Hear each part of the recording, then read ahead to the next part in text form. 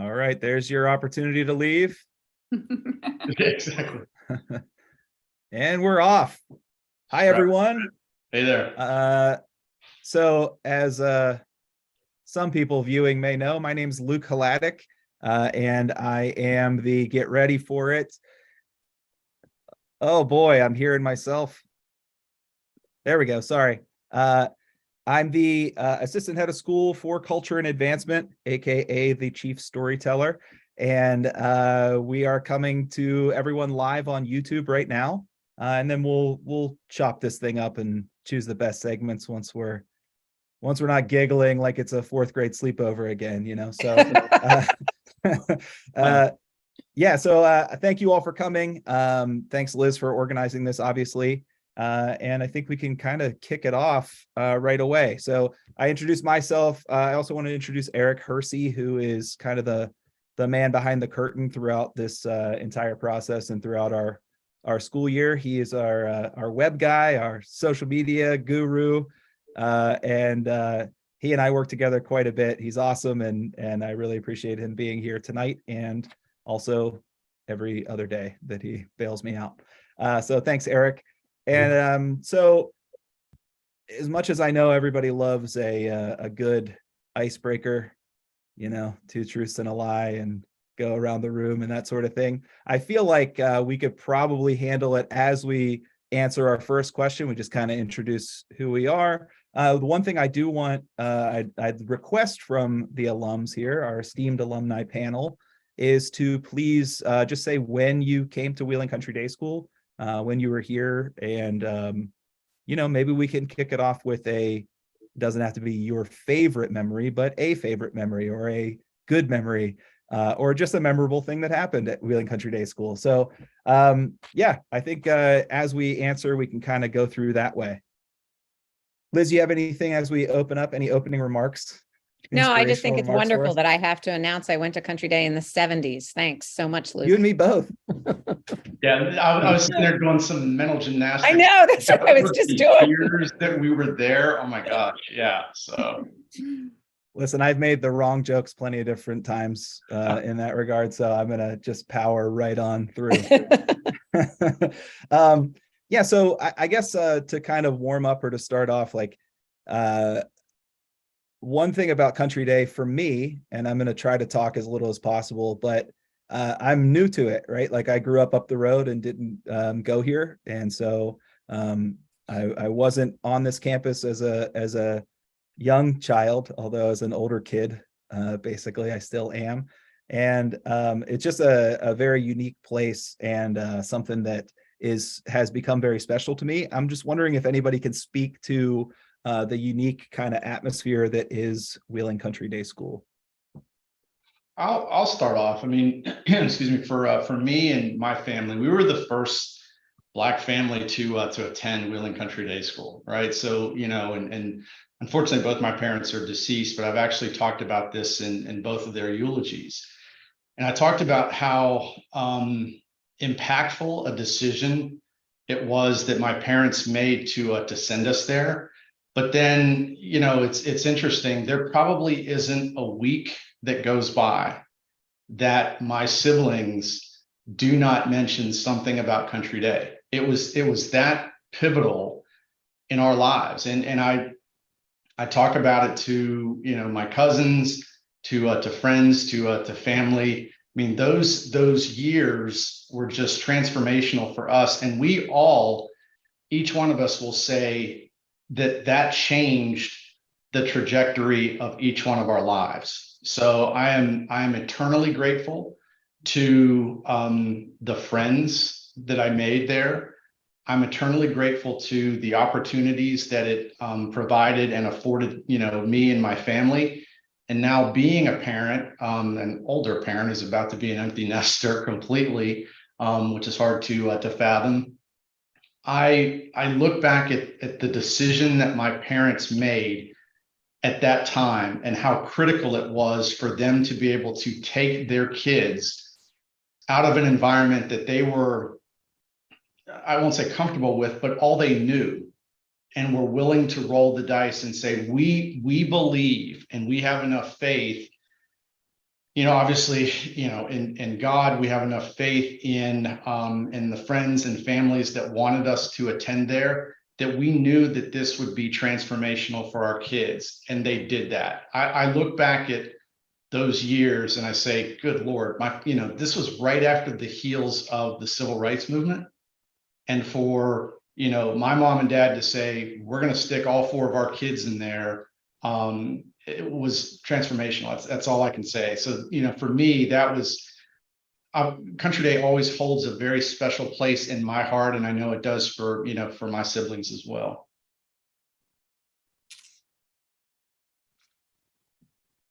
So thank you. Mic drop, I guess. Yeah, for real. That was after a sarcastic and silly opening. What a way to kick this thing off. Same question, I suppose, to anyone else. Hi all. I'm looking and remembering some names, some not. Martha Sims Welker. Yeah. Most of you probably knew my mom if you went to Country Day. I actually started there, went to Woodsdale for the first 3 years of school, and then started there in 4th grade through 8th grade, and then went on to the Mount. And was there the whole time my mother was teaching, and Mrs. Day, Liz Day, was the headmistress. And I think some of my fondest memories of Country Day were, we used to have field days. Do you guys remember the field days? And oh my gosh, we would look forward to that every year. And just it was just a great atmosphere. It was a great learning atmosphere. I mean, not many people start learning French when they're in 5th grade. Was with Mrs. Lousteau, and has carried with me probably my entire life. Still, I can't speak French, but I can certainly understand it, or at least words come out, and I'll be like, I know what that means. Yeah, it was just the atmosphere, the smaller classrooms, and just the friends that you make and that you have for a lifetime. Still have some friends from Country Day time, and yeah, it was just a great experience. And I know my mother had a deep love for that school. So looks a lot different now than when we went there, but I don't know. The essence is still really the same. yeah. In fact, I have to tell you guys, we weren't there when Mrs. Heinlein was there. Thank goodness we're not that old. But I pulled out one of her speeches when the Isaacs accreditation team was in last week. And the team leader read through the document and said, Liz, you could have said all of these same words. How is that possible? The essence of this school has really stayed. And that's from 1950. And I think that, to me, like, I just got goosebumps. To me, that's the thing that makes me so happy, that the school that I went to in 4th grade, because I went somewhere else for the first 3 years like Martha did, I wouldn't be here today, and I don't mean heading Country Day, but where I am, had I not made that change in 4th grade. In 1976. Thank you, Luke. Thank you, Liz. Well, Liz, this is Caroline Jones. I'm 1 year behind you, so I'm much younger. So maybe I was 77. Martha, I had your mother as one of my teachers, as I think many people who are alumni of Country Day did.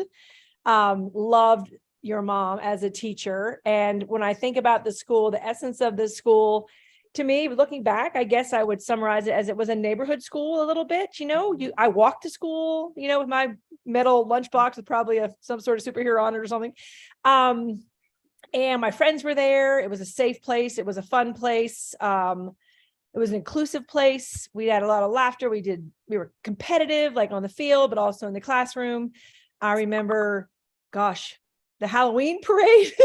Oh, wow. And I was dressed as Wonder Woman with tinfoil around my wrists as my magical, whatever those things were called. My mother made my costume back in those days. And just a lot of laughs. Rob and I were in plays together. I played basketball. I did gymnastics. Got to see some growth in the school and the building of, additions and things like that while I was there. But from kindergarten through 8th grade, not many people will tell you that they think fondly of their middle school experience, but I think the really special schools that have that essence you talked about, Liz, can say that. So I tried very hard as a parent. I am an empty nester, Rob. Making sure that I could recreate that environment for my kids. And I'm a true believer in K-8 is the most important education. And after that, by then you kind of know how to study, know yourself, know what your strengths and your weaknesses are, and the world is yours to go after. But K-8 is important for finding where you center and what your values are and who you are, so you can go off and be the best version of yourself. But I think K-8 is where that happens, and there's no better environment than WeCo Day or the school I was privileged enough to send my kids to. Yeah, I mean, I went to, so Natalie Nordeman Bartner, I went to Country Day from kindergarten through 8th grade, like you, Caroline. Yeah, I can echo a lot of the same feelings that many of you have already expressed. I mean, for me, it was foundational. I had the amazing privilege of having Mrs. Sims, I think is definitely 3rd grade. Liz and I were having a little debate earlier. I believe I had her in 5th grade as well. Wait, I'm sorry. Could you say that again, Rob? When did we have her? We had her in 3rd and 5th, I thought. Yeah. Oh, so we did have her in 5th. Natalie, did you want to say anything? Yeah. Like, you were right. Did you want to say that on camera or anything? No, I would never say that ever, let alone on camera. Forget that. And yeah, I mean, just amazing memories. I mean, kindergarten was over on Hamilton Avenue. I mean, I remember when you had to take a little rest, you get, I think we were allowed graham crackers and a little like Dixie cup of high C. I mean, talk about dating myself. I don't even know if they sell that anymore. Field day, gymnastics, basketball, learning French. I mean, who remembers the egg drop when we learned how to like package the egg? And I think Derek Repep got on the roof of the gymnasium. I mean, that would never happen in today's day and age, but I mean, put Luke up there now. First dance, like, yes. Wow. Right. 5th grade, we had a dance. Dust in the Wind, that Dust in the Wind. That was the slow dance song. Yeah. Yeah, we're gonna need music for that, Luke. And of course, I guess the one thing that just sticks out for me, and I think this remains true today, is I always felt like at Country Day, it was like maybe the first time outside of your immediate family that you were really seen. And for me, I reflect back on that, and Mrs. Sims was huge in that for me. Like, wow, like she can see things that I'm good at and that I matter to people outside of my immediate family. So anyway, love the place, obviously stay involved today, but yeah. And, I knew Rob and Caroline and Martha and Liz all while we were going to school there. So here we are 45 plus years later, it's pretty cool. So I've got a funny Mrs. Sims story. I was thinking about this earlier today. And Martha, I'd be curious to see if your mother ever told you about this, but I want to say it was Valentine's Day. And she told the boys that for Valentine's Day, she was going to give us a kiss. And we were mortified. So the whole day we're thinking about like, is this going to be in front of everybody? Is it going to be on the cheek? Is it going to be on the lips? We're like, oh, what's the deal? So one by one, she takes us into the closet. Remember the closets in our classrooms? Then they were so small, right? So narrow. So we go in there. And I'm just like shaking. I'm like, what is going to happen here? Which today, like we know, would never fly, right? So that's an HR moment waiting to happen. But I digress. So I get in there, and she says, "Okay, close your eyes and hold out your hands." And I'm like, what's going on here? Is she going to kiss my hand or something? And she puts a Hershey kiss in my hand, and she says, "See, I gave you a kiss." Oh. You can eat it here. When you leave the closet, don't tell anybody else. And so I remember coming out, and I want to say Jack Key may have been in our class at that particular time. And he was like, "Dude, what happened? What happened?" And I was like, I can't tell you. All I know is, I went blank, and you're next. So I don't know if she ever told you that story, but that was hilarious. when it happened to us. And I think it was third grade, if I recall. Yeah. Probably. Classic. Yeah. She had so many stories. Actually, she wrote journals, and I Oh, haven't even had a good. chance to get through them all because there's probably 25 of them. But I know one of the journals is stories about from Country Day and about the different children at Country Day. She just loved children up to the end. I have 5 grandchildren, and every time they would go over there, she would always have something planned for them to do. I mean, she was in an assisted living and could barely walk, but she was ready for the kids and had something for them to do. And it was my grandson, my oldest grandson, who's now 6, loves cars. And she actually took a box and opened it up and made like a little town with roads and everything so he could run his little truck and car on the thing, yeah. So, Doesn't surprise me one bit. yeah. A teacher through and through. Amen. She was. But yeah, that's a great story. That doesn't surprise me either. The minute you said it, I was like, I know what she's doing. Oh gosh, as I said, we were absolutely mortified. We had no idea what was coming, but she played it well. Yeah, Yeah. that's great. So sort of building off of that, I mean, I know Mrs. Sims had such an impact on people here, and even just seeing from a kind of single post, putting it out there earlier this year, how impactful she was, across the board, and with kids I taught, that spanning that many years and generations and things. And I just wonder what sort of lessons you carry specifically from her time here, or from her kind of influence at the school. So I have to say, I carry many from 5th grade, but she was the best cheerleader when I took over at Country Day. And when we would post something, she would either respond to the post or message me directly. And both she and Mrs. Day made me feel like I was standing on the shoulders of giants, and that no matter what, I was going to be okay because of them. And I think that feeling that you can reach back to them and they'll still give you the courage that you need today is probably what I live with every day, specifically from those 2 women. Yeah, there's so many memories. So I'm going to get a little nostalgic here. So I have this old scrapbook, and I went digging for it today, and I made it. And I don't know if you can see, it says 3rd grade. Can you see it says 3rd grade at the top? Yeah. Oh yeah. Anyway, I'm going to take it out of here because I can tape it later, but I don't know, you always hear the saying about, you never forget how people make you feel. And I only have 1 page for 3rd grade. And this is a handwritten note from Mrs. Sims. And, it just reminds you to take the time, send people, tell them. I mean, it was just, I think I had to leave school early in the 3rd grade, and she was talking about field day. And anyway, it's just, here I am. I don't even know how many years later, 3rd grade. It was 46 years ago. And I still have on my 1 page of my scrapbook dedicated to 3rd grade. This is one of the 4 things in there. So anyway, just every now and again, when I dig this thing out, it's nice to just go back and read it. So yeah, she was an amazing woman. What a great thing for teachers to hear too. Yeah. Yeah.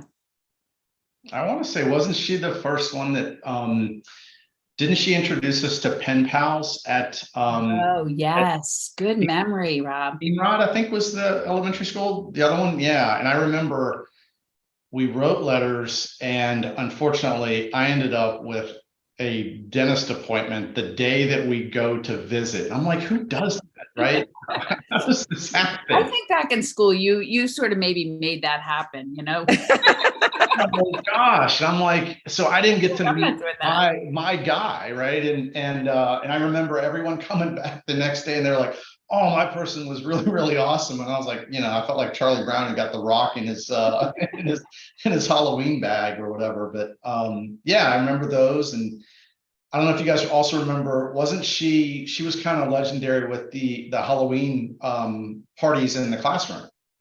So, and I think we had the costume parties, and you could kind of dance in the classroom. She'd play music in the classroom. And I remember apple bobbing, which I was horrible at. It seemed like I was being waterboarded, but anyway, so I could never get the apple, and some kids would just get in there and pull out multiple ones, and I'm like, what's wrong with me? But so all of those were fun memories though, for sure. Remember the loft that she had, and we were allowed to go up there and read? Oh yeah. No closet on the bottom. Guys, I have a loft upstairs. When we tore those buildings down, I brought one home. Oh, Mrs. Sims' class was the first one that I remember the loft from. Yep. yep. And you That went seems up there so to read, high. right? Went up there to read, and it was like Uh-huh. your week. I think you got the loft for a week. That's my Quiet spot, What's that, Caroline? a little bit of a quiet spot. Yeah. Mhm. I think when Caroline speaks, she should have to take her glamour shot down, but that's Great. yeah.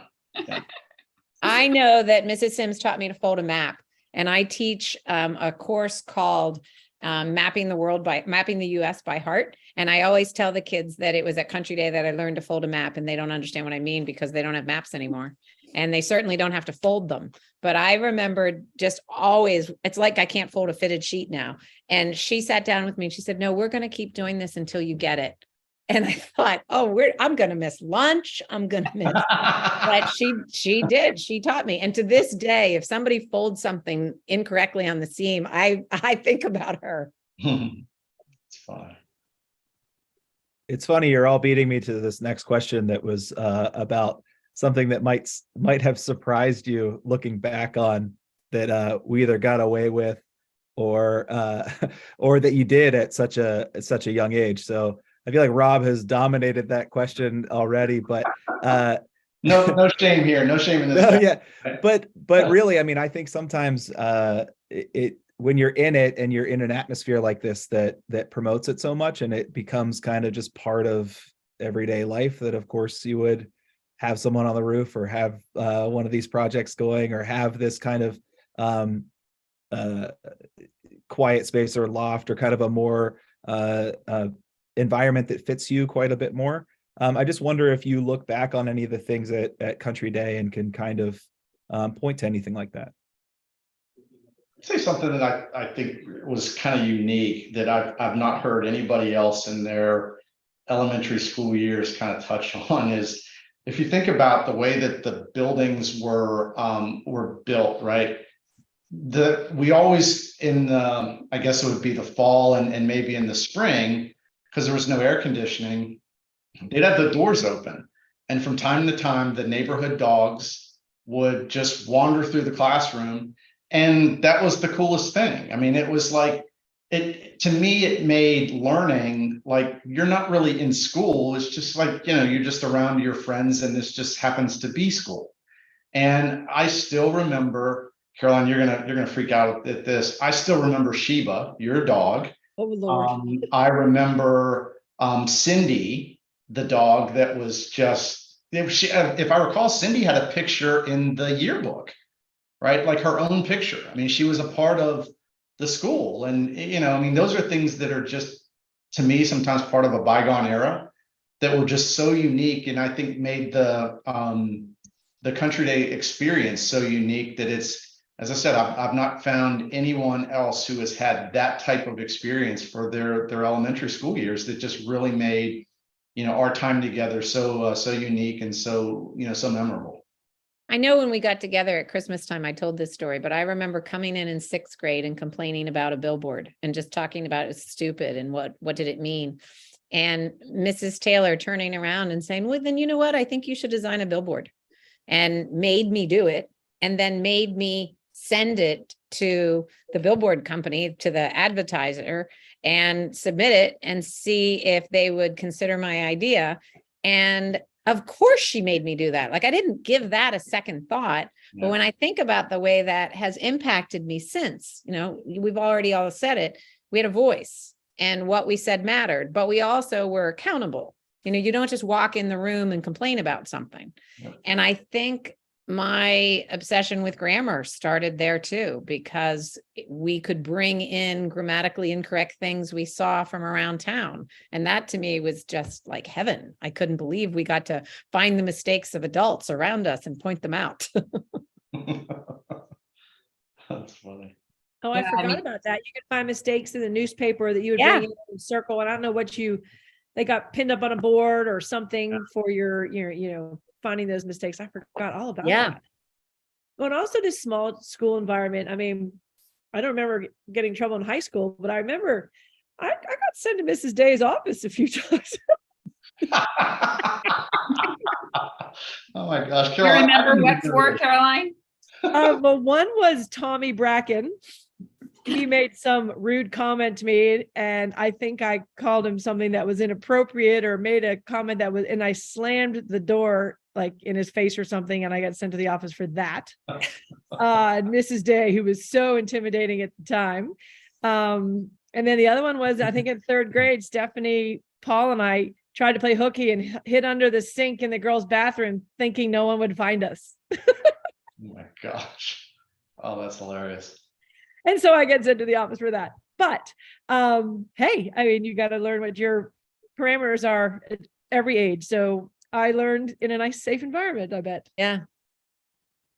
I love that you said that, because one of the things that we promote here is, and we even tell prospective families and new kids that come on campus that expect a big failure, and expect to be able to be in an environment that you can take risks and mess up and not be successful, and know how that feels, and then know how it feels to rebound from it and gain some resilience.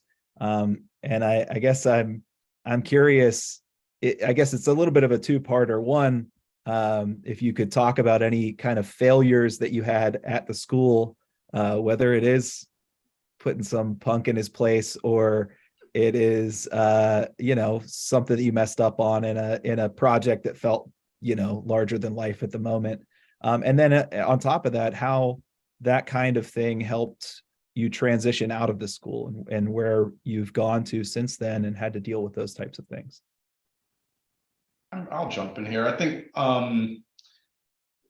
in such a small classroom environment, it kind of forces everyone to step up to the plate, right? So, for me, I never thought of, myself being much of a student, right? At the time I was, I was there because that's where I was supposed to go, right? So, and then I think, I want to say it was around maybe fourth or fifth grade when they started doing the honor roll and distinguished honors. And it was we had the assembly, and you had a little card that you got, and it said, Natalie made distinguished honors, right? Or whatever. And I remember saying to myself, wait a minute, these guys all did it, right? I need to suck it up and find a way to make the honor roll. And I remember, it was distinguished and regular honors, right? So I was regular honors. So, and I remember, bringing that home to my parents, and they were just so thrilled with that. And now looking back at, as I talked about earlier, the decision that they made to send us all, to Country Day, I think in their minds that was the validation. And for me, that caused me to kind of come out of my shell and realize that, there's another side to Rob, right? There was the side of him that, wanted to, follow athletics, but there was also a side of him that, could be serious, that could be a part of the other group, and that could, be an equal contributor.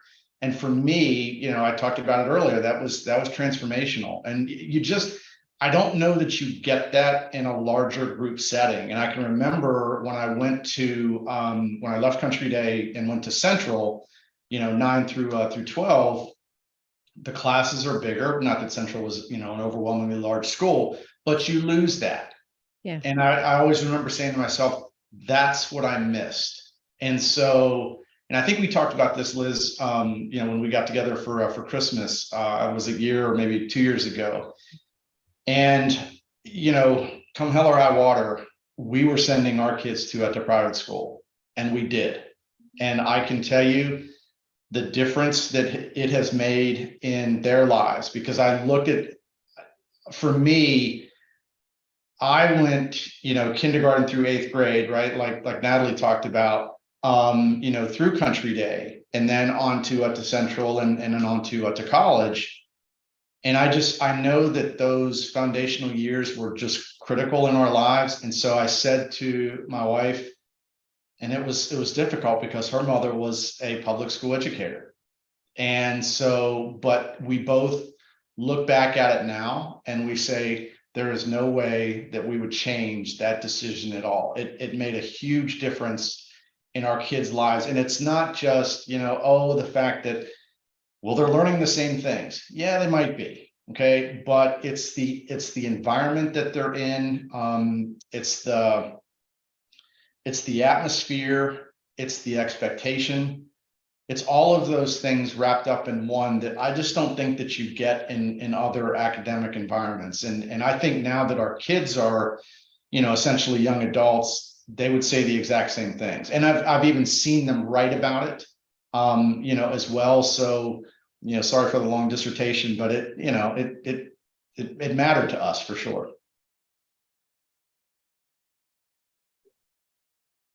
Yeah, I mean, I'm sure there were many failures along the way. I don't know that I remember them like that at this time, but I remember definitely many times being pushed outside of my comfort zone. For example, I can't carry a tune to save my life, right? So I was very comfortable being I think the stage manager when we did the school play. I think it was maybe Tom Sawyer or something like that. Yeah. But somebody, whatever faculty member was sort of running the school play, they needed people to sing. And, I wasn't volunteering for that, but somehow, really pushed outside of my comfort zone. I think I was asked to do it because I had a loud voice, not because I had a good voice. So, that was, and it was great. I mean, I had a great time doing it. And to your point, Rob, being in a small environment like that, do I think I succeeded at it? No, probably not. It was probably a failure of sorts, but I'm glad to have had the experience. Yeah, I think, to echo that, I mean, that small environment, it forces you out of your comfort zone. I mean, like something me, I'm always Mr. Prepared now. Not that I was ever that way when I was young, right? So one of the things I was thinking about when I was taking some notes, for today's session, is I was saying, those small environments always forced us to speak in front of others, right? Share your thoughts, share your ideas. We all had to present, book reports, or you had to talk about what you did, over the summer. As I said, a lot of schools, you just don't get that today. And as for us, that's why we made the decision that my parents did, to send us there. We did it for our own kids as well. Yeah. Rob, you mentioned the academic, are they learning the same things maybe, or maybe you're not when it comes to academics, but is the education and the development of the whole child in that environment, whether it be socially or interaction or pushing your comfort zone, failing, and then coming out the other side better, being forced into awareness, because awareness is what brings about change. And that only happens in an environment where you're noticed, or you're in a small group enough to have a teacher that cares you come out better, and not always playing to the highest or the lowest child in the classroom, but to all of them. So educating the whole child, I think, is something that you hope you get out of a small private school environment if you choose to go that route. Yeah. And I mean, to me, Caroline, I think you touched on something as well as Natalie did too. I mean, failure is just not part of the curriculum sometimes in other schools, right? That's the elephant in the room. God forbid somebody fails, right? And I think in our environment, that's part of it, right? You had to learn in a small setting. Somebody may fail, but the group may be able to pick you up and say, hey, Rob, this is how you get over this piece. And learning how to interact in that group dynamic, I think, is huge. I mean, kids today, they don't get that. They spend all their time on their phones, and the minute that they feel bad about something, right, they want to go post it on whatever And fix it. tell the world how angry that they are, and so they don't learn that conflict resolution. I mean, what am I going to do if I'm mad at Natalie in fifth grade? I mean, there's only like 10 or 12 of us, right? You got to work it out, right? I mean, Should I remind you how we worked things out? Yes, I remember in those days. Yeah. How did you work it out? Well, see, it was a big thing because we got to choose how to arrange the classroom seats for a while. So for a little while, it was a big fight, and it was boys against the girls. Boys against girls all the time. Right. And so the boys would chase us. You would meet your parents down. I don't know what you guys call it today, but down at the bottom near the parking lot, By the shelter. shelter. Yeah. Yeah. And so the boys would chase us down there, and we were scared to death. Well, the way that we worked it out is we came the following week and we had a ton of perfume. We all brought perfume from our moms. And so we sprayed the boys with perfumes, and that sort of put an end to things. They didn't chase us to the car anymore. I hope that was in third grade, because if I've repressed that memory, I'm going to be in therapy. Repressed it. I think it was third grade. Things that you can't get away with today, right? That's right. Yeah. Oh, jeez. Yeah, I thought that was going to end with a Hershey kiss. But, sorry, I thought of that joke and had to say it twice. So anyway, I know we're kind of coming up on the close here. One thing, it's a little not specific to Country Day or anything like that, and it's a little bit different, but I kind of like to talk to the kids. When we talk about failures, we often think it's just the kids, but one thing Country Day really embraces is allowing the adults to fail too. So I know that all too well. But one of the things that I also like to say with the kids is that I want to learn it with you, right? So some of the stuff we're diving into that we might not be experienced with or might not have done for years past, but we're learning along there with you. So I'm just curious what you're learning now.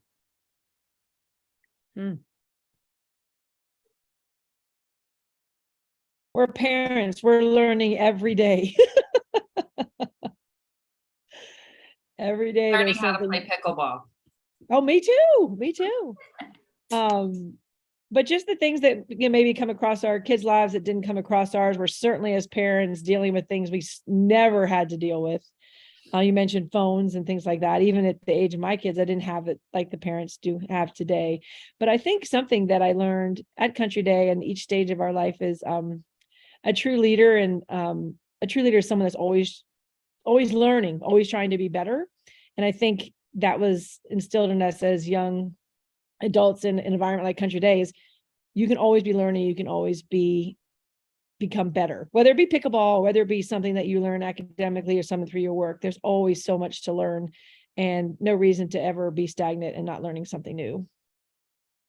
I'd say for me, the Country Day environment, it fostered so much learning, right? And we talked about failure, a minute ago, that's part of the learning process, right? That's part of the journey. And so, for us as for my wife and I as parents, we've constantly had to kind of explain to our kids that you're different, right? And you've got to embrace that. You don't run from it, you don't hide from it, but you're going to carry yourself differently, you're going to act differently, and people are going to expect you. They're going to treat you differently, right? And so, and you get what you portray, if you will. And so we tried to instill that in them, and that was part of the journey for us, and we're still learning in that regard. I mean, it's just, I think that's part of the thing, even as parents, every stage that your kids go through, even as young adults, you're still trying to learn and help them navigate. So to Caroline's point, we're constantly learning.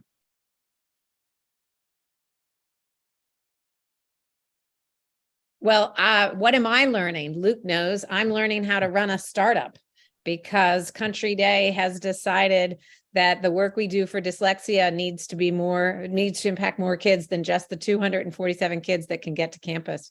So we are launching a regional, for now, online tutoring program for kids with dyslexia. So Luke and I are running a school along with Bridget Rutherford and along with Teresa Kalchek and Margie House. We're also running a startup called Edge. And I'll stop my video so you can see the logo for a second. That's our, there you go. We both had the same idea. That's right. And just so that you know that G in Edge is supposed to be a child, because at Country Day, you always keep the child in the center. And that, boy, Caroline, we'll be pulling out your comment. You know, you can't just teach to that one kid. You got to teach to everybody. And that's exactly where the word edges came from. So I think I'm learning more now at a faster pace than I've ever learned in my life. And you can definitely say it's thanks to Country Day, not just when I went there, but now. That's cool. That's really cool. The one thing I wanted to say, it's not really a question that you asked, Luke, but it's so obvious to me as a parent that once their kids go to school full time, they are in someone else's care for 8 hours a day, 6 or 7 hours a day, whatever it is. And you want to make sure that that is someone that's co-parenting, you know, someone that is helping your child become better, learn about him or herself in an environment that allows them to not fit into a box, but become the best version of themselves, and helps them discover their values and where their strengths are and where their opportunities are. Because once they go to school, I mean, you only get them at home for so long, and you want that to be a safe, parallel, exciting, stimulating environment. And that's a true partnership as a parent when you choose your school for your children, because together you're going to be probably the two biggest influences on their life through that K-8 time, until they think they know it all at that point and not going to go off on their own and hit high school. But I just think there's great value in that, because parenting is hard, and there's nothing greater than to have a partnership in a school that helps you do it. And how lucky are we that Martha loaned us her mom, so that was who we had influencing us. So thank you, Martha. Martha, I don't know if this is right, but I think your mom taught our health class. I think I remember that very well. Yeah, she probably did. She probably did. She taught the girls. That's when we had to learn to start to carry a pocketbook and all these things. You know? Well, I remember that. I don't remember her teaching me health class, but I do remember very specifically having that talk, because I know several of you know the Burkes, and Patty Burke, I think, gosh, was it Sean? Was he the youngest one? When we were in 4th grade, he was born. And in 4th grade, I had no idea about how baby was born. I was the youngest child, and Patty came to school, was telling everybody, and I'm like, that can't be true. That can't be right. That can't happen. Oh, God. And I remember going home and telling my mother and mom, it's like, yeah, it's time to talk. Yeah. We learned a lot from the Burke family. So Martha, I have a quick question. Do you have any advice for my child, for the children of teachers at Country Day? Was it hard to have to share your mom with everybody else? No, it wasn't hard to share, Mom. I think what was hardest for me was I kind of had to be an example. There were times where I felt like, I couldn't be the bad one. I couldn't be the one that, got in trouble, because, she was always there. And I think that was probably the hardest thing, or people sometimes wouldn't include me in things because, oh, you're going to go tell your mom, things like that. And I mean, that's just, kid right. Stuff. But yeah. And I remember when my first year at the Mount, it was kind of like, oh, wow, I can do something and nobody's going to know. I did. But it was, I think that, that's just the hardest thing. I mean, I loved her dearly, and I knew she was a good teacher. I actually never had her as a teacher, I think, by design. Yeah.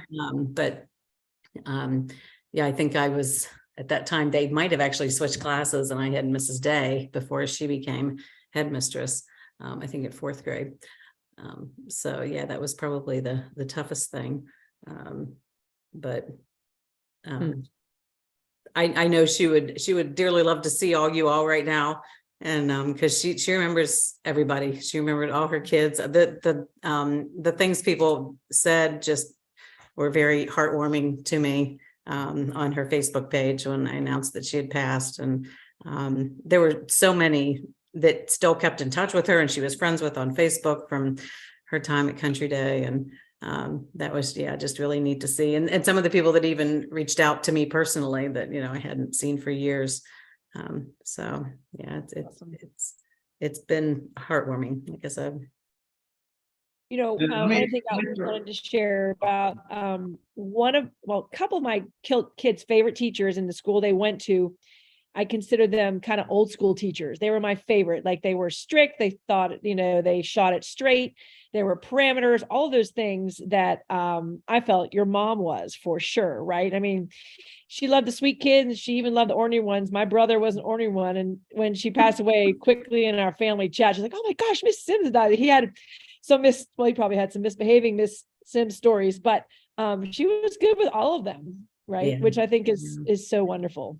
Yeah, I think that was one of my mom's strengths. She found the good in everybody. She did. There was, and she loved the ornery ones just as much as she loved the good ones.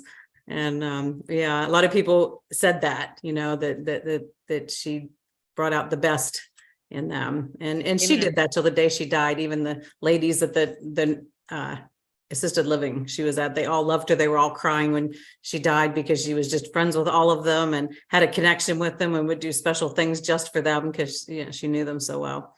So it was I hope I can be like that someday. So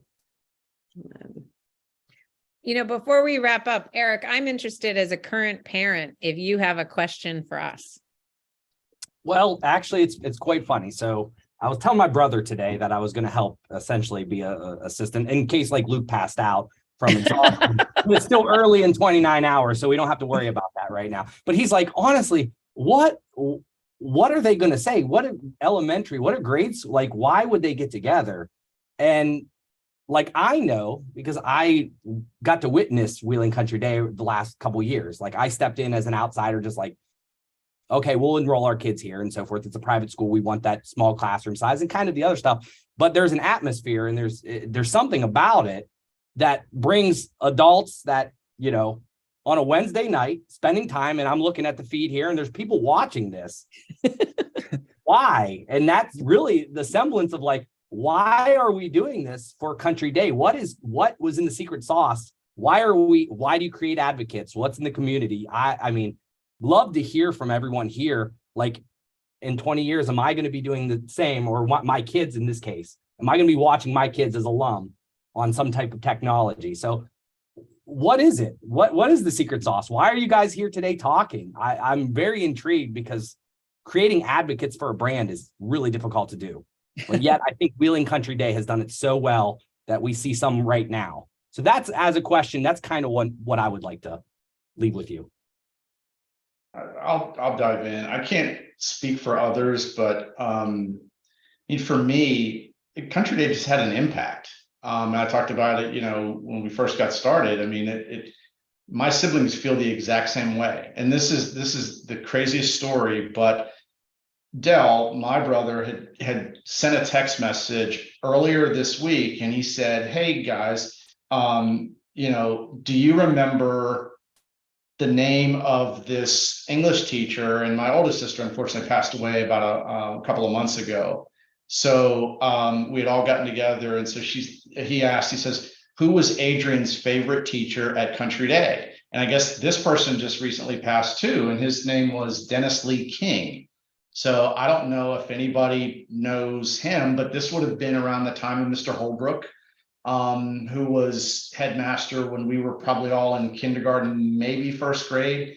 And then I think, he may have moved on and somebody else, but I just thought it was interesting that, out of the blue, he asked for a teacher that had an impact in, my sister's life. And so then I said, well, it's funny that you mentioned this, Dell. I said, because I'm being asked to be a part of this panel. And I said, so, who were the teachers that were most, influential or had an impact on your lives? And so, my sister, chimed in and she says, oh, yeah, Mrs. Lusto, Mrs. Smith, And I was like, wow, some of these names that I haven't heard since, I was a child. But that's the thing. They all had an impact in our lives. And even as adults, I mean, we're still talking about it. And I think it was easy to have this conversation today because it did.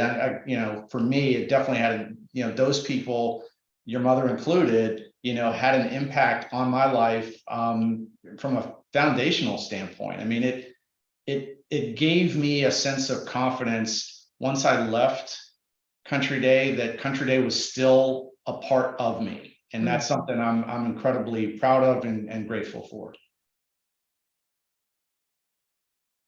Yeah, I would just say, I think it's, it's something when you go through a shared experience as rich as those early years in your life. And, sort of your question, Eric, so why get together on a Wednesday night, all these years later? And I think it takes all these years later to really understand and appreciate that it's not like this everywhere. So it's one thing, okay, fine, we're connected from a shared experience, but it's even richer because you come to appreciate how special and unique it is. So that's kind of what it is for me. I love two of the things you said, Rob. You said foundational. So did you, Natalie, earlier in the call, and shared experiences. But basically, if you have the privilege to be there long enough, you grow up together.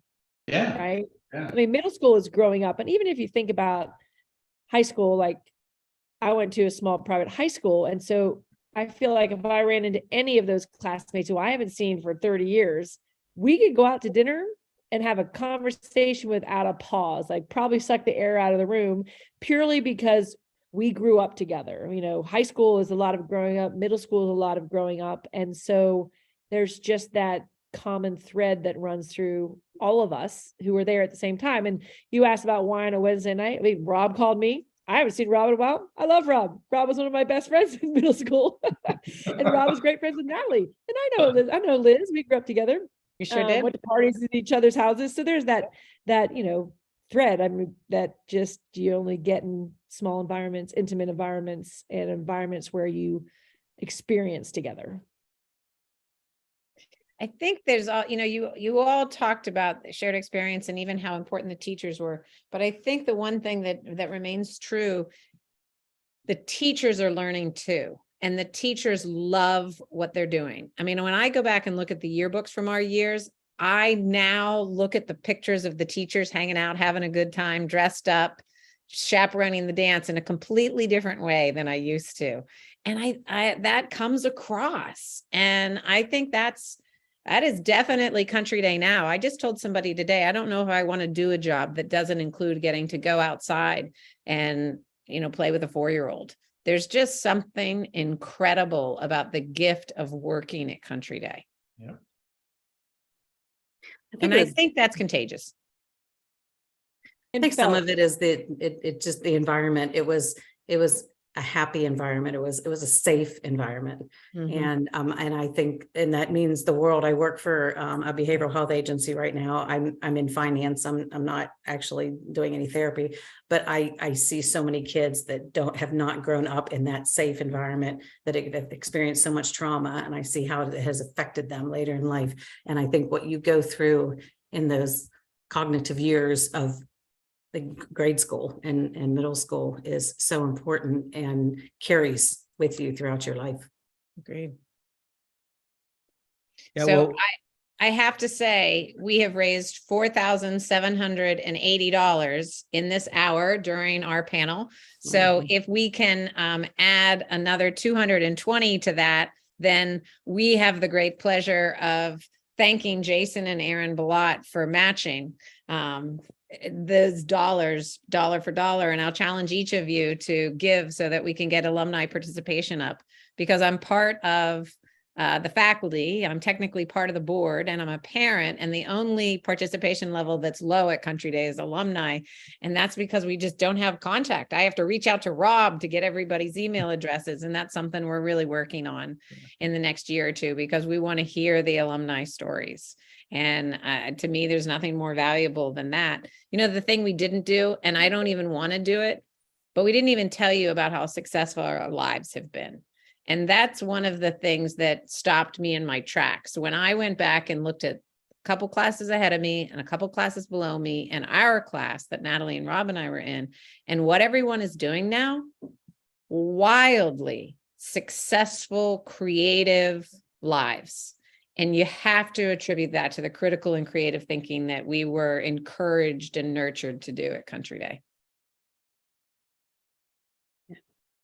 Amazing. And Liz, I missed the financial ask at the beginning of the call while I was getting my internet all put together, but I'm happily I'll give $500, get you over your Awesome. 5,000 goal. Thank Oh, you. You just went up to me. Goodness. Yes. I see she Wait, did. I She watched checked it? the I watched it? chat. I Watched it? saw yours, Rob. Yes. Wait, I'm not on the YouTube channel because again, internet issues, but I heard the 500 at the beginning that you put out, Liz, and I was going to match it, but I wasn't given an opportunity yet. So I'll do that now. Happy to do Perfect. that. Thank you, Caroline. You're welcome. And Natalie made her gift too. Thank you, Natalie. You're welcome. Well, In honor, in memory of Mrs. Sims. Thank you. You're here. And Liz, don't be shy. Reach out to my siblings. Get those guys to give. Don't worry, I'll be forcing them next. that's great. Yeah. So, Liz, you got to tell us how to give the money. Oh, don't worry. Don't worry, she'll find us. I know how to get a hold of you. I had a parent text me right before our call. I want to give and I don't know how. I said, I have your children. I know how to get the money. I love it. Oh man. Luke put it in the chat. It's actually pretty easy. It's the web address /29 hours. Got it. Okay. Luke, Eric, thanks for doing this with us. Well, yeah, thank you. I just want to say one last thing, I guess, before we go, that I teach history, or I taught history quite a bit. And one of the ways that I like to look at it is not through years, but through generations.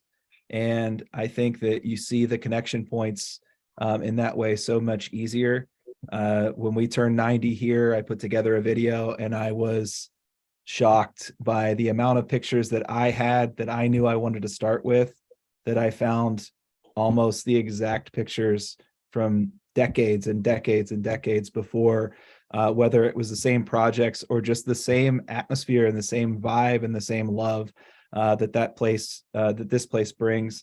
And, so the amount of people that are branching off of Mrs. Sims that are here today that are impacting kids in the same way is shocking. And I think that it's something that it deserves to be acknowledged. And I appreciate you all for being here. Martha, I appreciate you for being here. I appreciate your mom. The little bit that I even knew her, I know that the impact she's had on me and the people that I love. And so I appreciate you, and I appreciate her, and I appreciate everyone for being here. So thank you so much for taking the time. And I hope this isn't the last conversation we all have. And thank you all. Good Thank job. you for memorializing my mom in such a great way. She would be thrilled, and she is. I feel she knows it. Agreed. I want you to know Mrs. Day promised she was going to get on the Zoom call as a surprise, and who knows, that maybe that didn't work or whatever, but she is doing really well and she's coming to campus to visit in December. So I'm excited to show her around, and we promise we'll get some video footage and send it out. Oh, fun. Thank Yeah. you. Awesome. Tell her hello for all of us. She's on I will. Facebook too. She's a very loyal Facebooker. She is. Love it. Well, thank you again, Okay. everyone. Thank and you all. for everyone Thank you, watching, everybody. we are but 5 hours into this 29 hours. So we have one day left. So 24 And hours thank to you go. Jason and Aaron Let's do Balot it. too. Yes, thank you so Oh, much. sure. Thank Yeah. you. Absolutely. All right. Have All a great the- night, everyone. See Good ya. night.